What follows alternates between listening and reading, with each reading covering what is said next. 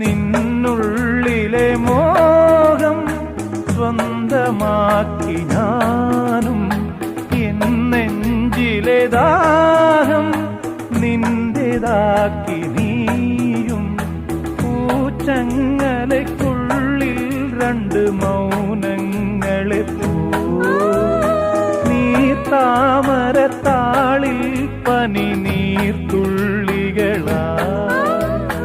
ഒരു ഗ്രീഷ്മശാഖിയിൽ വിടരും വസന്തമായി പൂത്തുലഞ്ഞ പുളകം നമ്മൾ. പൂങ്കാറ്റിനോടും